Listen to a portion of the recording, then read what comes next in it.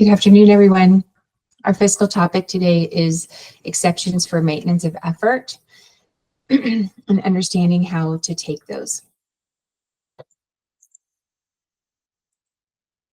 So first, we're going to start by defining maintenance of effort. And your maintenance of effort is to ensure that LEAs are maintaining a consistent level of financial support for special education.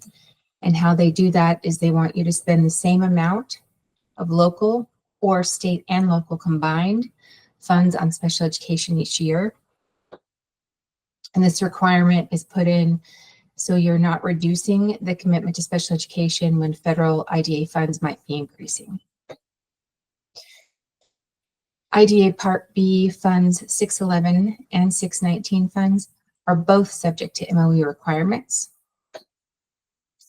And then MOE has two standards. They have an eligibility standard and a compliance standard. The eligibility standard is that in order for us to approve your IDA Part B grant application, we have to ensure that your budgets for the upcoming year will meet the spending requirements that you did in the most recent year that we have available fiscal information for, which is usually 2 years behind. When completing the grant application also, you're required to enter the amount of local and state funds that you are planning on spending for your special education program and enter that into the grant. And then you also need to send us the details of that. Then the compliance standard is the requirement that a district must spend at least the same amount of state and local funds for the education of your students from the most recent fiscal year.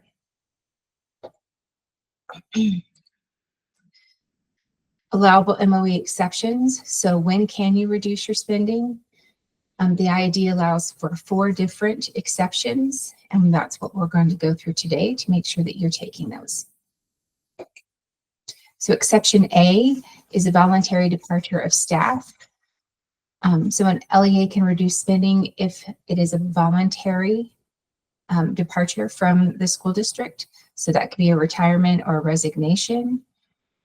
And then you must demonstrate that you're going to continue to provide services that are needed for your students.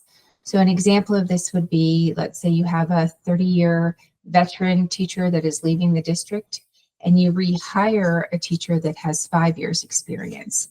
So you would be able to take the 30-year veteran teacher's salary and benefits and then subtract the new salary and benefits for your teacher with the 5 years experience. And the difference between those two would be your justified lowering of your MOE.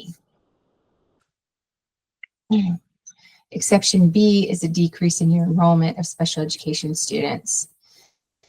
The nice thing about this piece is that exception B is actually done by the WDE on our MOE calculator.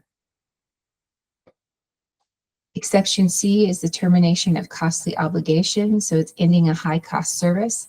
And high-cost services in Wyoming are considered to be 2 times the APE, which is the average per pupil expenditure.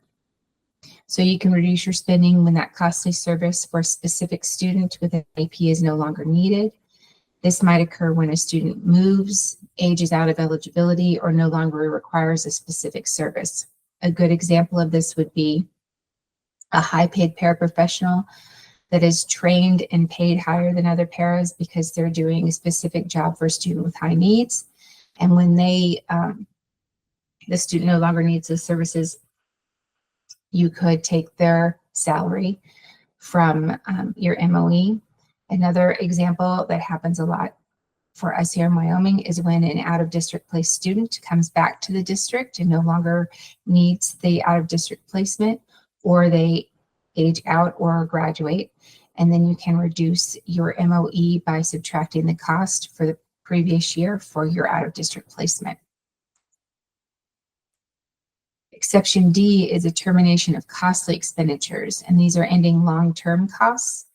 So a costly expenditure is an expenditure that's over $75,000. That is approved by the state.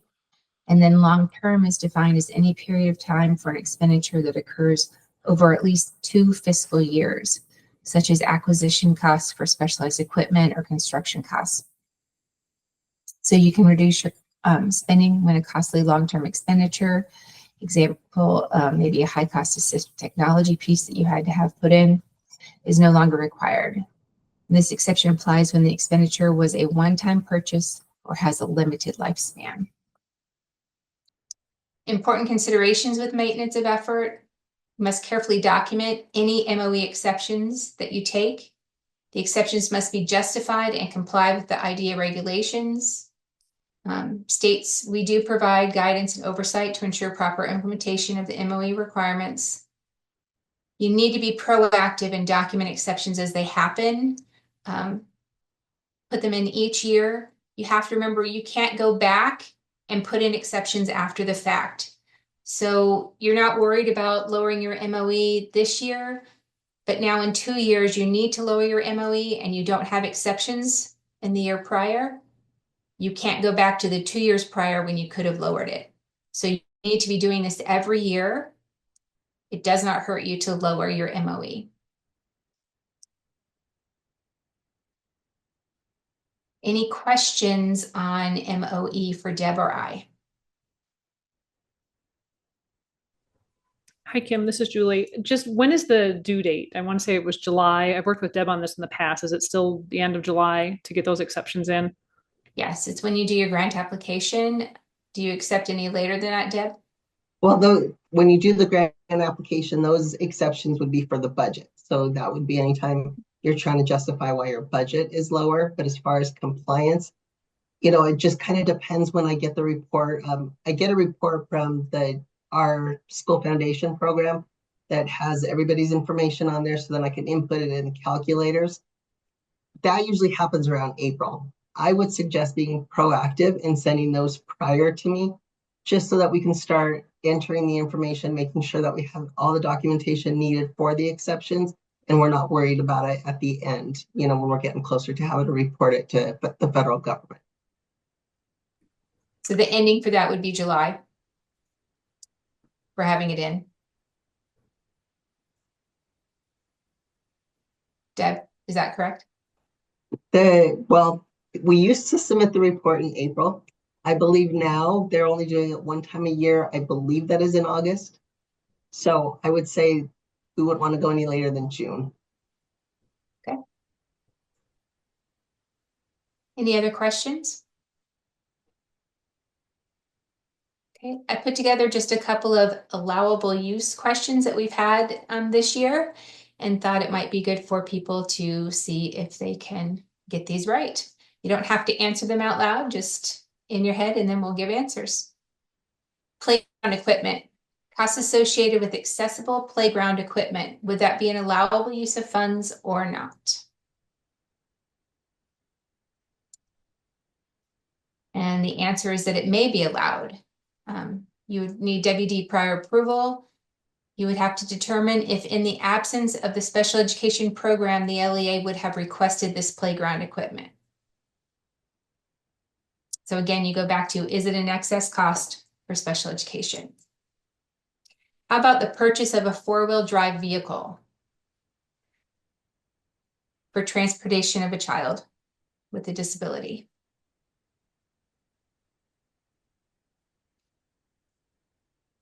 May be allowed. A geographical location might be the factor for consideration. Context in this matters. Documentation, proof matters. One of our districts has a student that lives outside the city limits in an area that the bus can no longer access during bad weather. And so the purchase was approved. Child fund activities, costs associated with public awareness, notices, screening.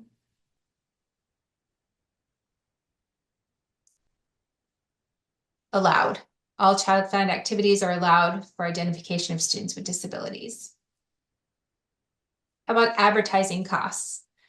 Costs associated with advertising in media such as newspapers, the radio, television, direct mail, exhibits, electronic or computer transmittals. May be allowed. Recruitment of personnel, procurement of goods and services, and other specific purposes necessary to meet the requirements of IDA are allowed to be advertised. Eyeglasses for a student. Can a district pay for eyeglasses? And it is a may be allowed. If a student requires them to receive FAPE and the student's IEP reflects the need of the AT device, proper documentation in the IEP is needed and it would be allowable.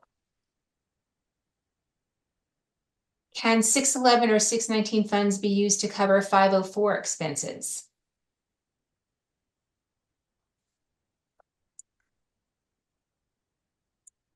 The answer is no.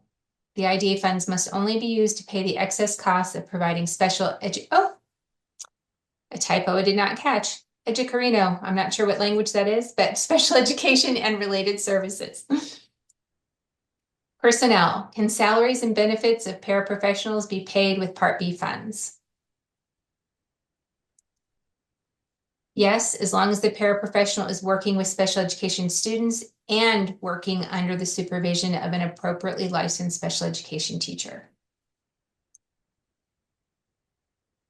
Computer networks, can 611 or 619 funds be used to cover costs associated with an LEA's computer network?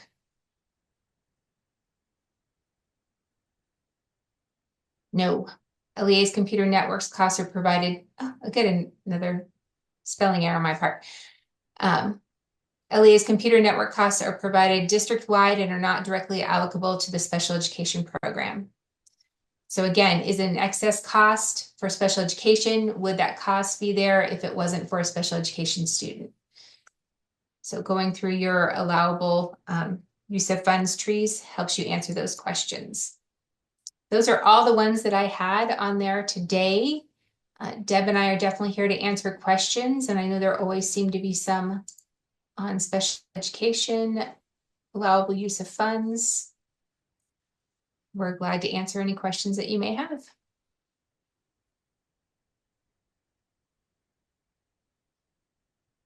Since no one's raising their hand, Deb, did you want to talk a little bit about proportionate share? That seems to be another area that we have a lot of questions in. We can, I can certainly go over that. Not sure where to start with it because since we didn't discuss that, I can discuss all of it. If you would just discuss the holdover part, I think has been the biggest question this year. If they did not spend all of their proportionate share the year prior. Okay. Yeah, I have gotten a lot of questions about the carryover. It was kind of a confusion, but it's just so you're aware, whenever you're obligated to hold off some funds to reserve them for proportionate share, you do have to hold on to those funds through the carryover period. So even if you spend all the other funds within your grant, but you haven't had all of the proportionate share funds on equitable services, you still have to hold on to those until the very end. If at the very end of the grant, when they're about to expire, so that would be around June, would be good enough time. If you still find that you cannot use those funds on equitable services, then you have to have everything documented. So you would have to send it a request to me to be able to use, or Kim to be able to use them for other services that are allowable under IDEA. And then we can go ahead and do that. We have to ensure that the districts are in compliance with all proportionate share requirements before we can do that. And we have embedded that in the application this year. So when you are applying for your grant funds, there will be the application, the carryover questionnaire that some of you filled out last year. It's actually embedded in the grant this time. So you can just go in and fill it out there to make your request.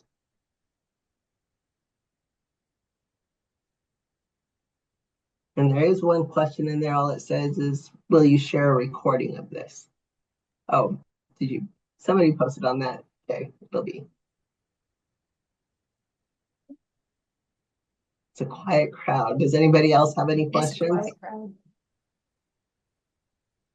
This is Ryan Clark. I had a question from earlier. Kim, did you say first applications were due? Or did I mishear you? It was right before you said the EGMS, some hadn't migrated them yet? Yeah, so that was going to be, I believe, she was talking about the migrated grant. So when we migrated our funds from the old GMS system to the new GMS system, you're supposed to create an application and then create your budget for those funds to become available. And we have several districts that still have not done that. Okay, Thank you. Second question, Susan, I think I heard you say determinations would come out May 2nd. Determinations for what? Sure. So it is a federal requirement, and so you'll get a data report card. You've gotten that already. You got your data, sometime around October. So that report card is used to create determinations, and so every district will be given a determination status. Those are meets requirements, needs assistance, needs intervention, or needs substantial intervention. And so those, you'll be notified of your determination category on May 2nd. And then we send the official letter to the superintendent a week later. Okay, very good. Thank you. Sure.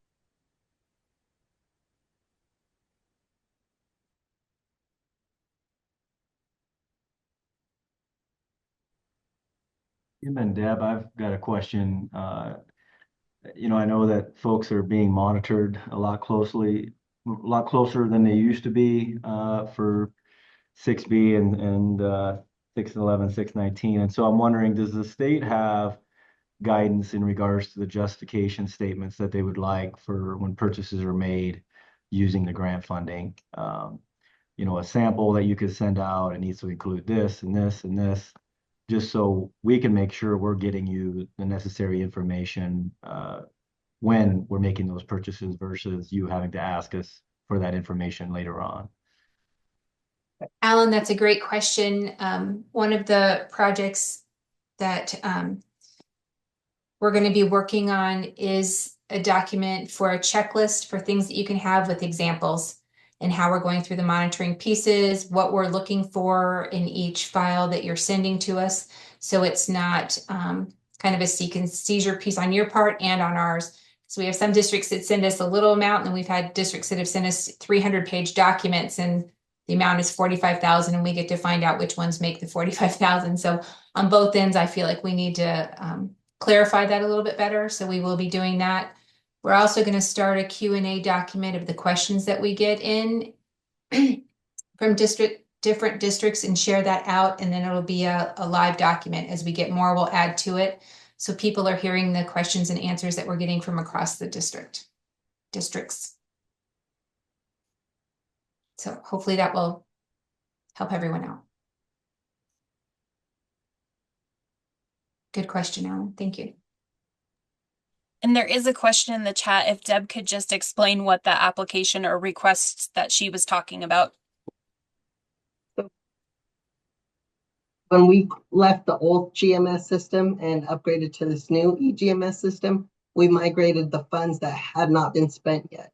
So if you had already fully expended your funds, then nothing would have been migrated over. But if you still had some remaining funds in your 23-24 grant, those were migrated over into the new eGMS system.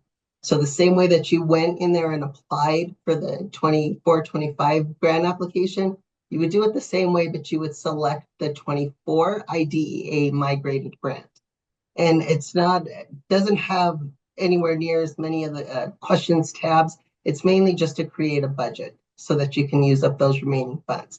And you will have to do that before you can submit your first cash request. Hopefully that answered your question. Did that answer your question?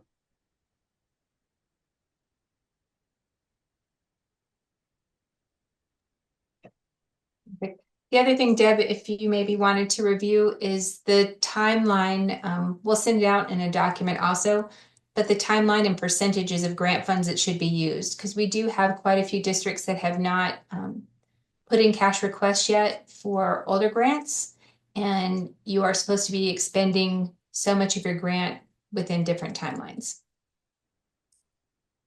I don't have that memorized, but I'm pulling it up so that I can explain that. I'm sure some of you may have gotten this on some of the documents when I'm reminding you that funds need to be spent. Hold on, I will pull it up right now. You are in as a co-host too, Deb, if you did want to share your screen. Well, it's actually in a note that I have. So Okay. Just basically, you should have a fund balance of less than 75% after 9 months of the period of availability. A fund balance of less than 50% after 12 months of the period of availability. So that would be like July of the following year. Fund balance of less than 25% after 15 months, 20% after 18 months, less than 10% after 21 months, and then less than 5% after 24 months. And then you should be like liquidating out the remaining 5% after that. If you're above that, then that's great. I love seeing that. But to be on time to have a timely expenditure of funds, you want to be pretty consistent within that timeline.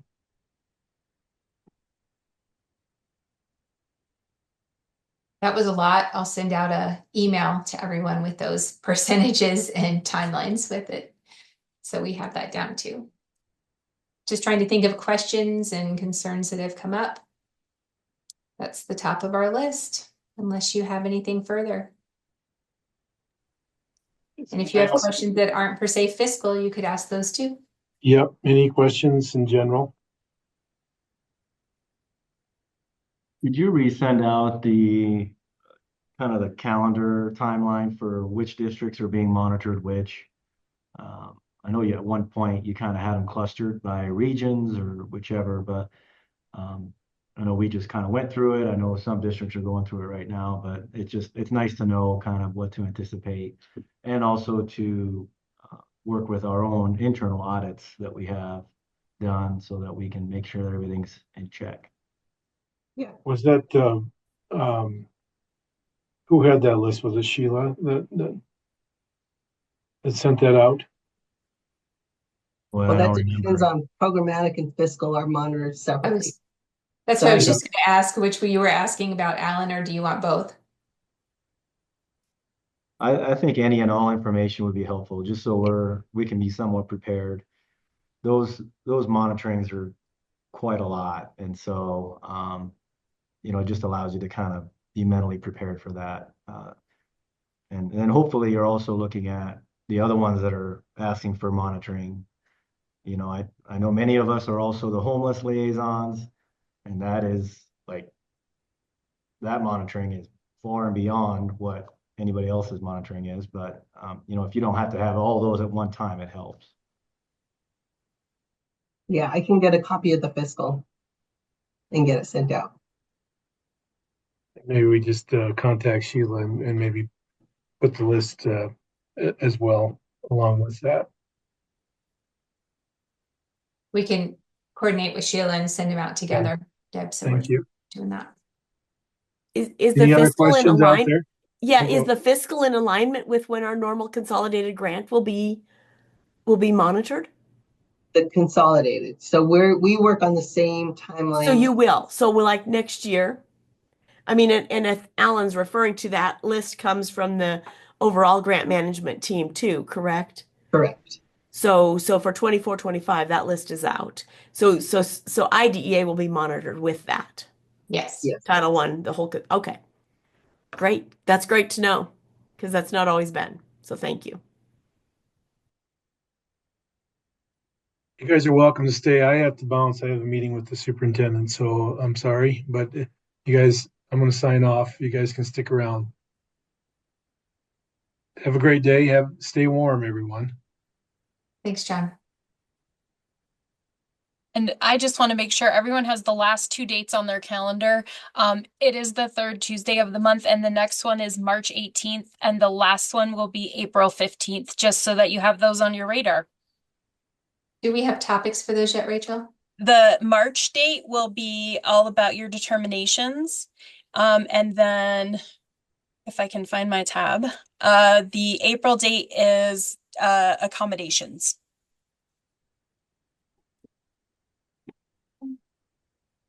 I know everyone has busy schedules, so unless you have any further questions, I'm going to say go do what you need to do. If anyone has a question they'd prefer to just not have everyone else on for, please, I'm willing to hang on if you have questions that you want to ask without an audience.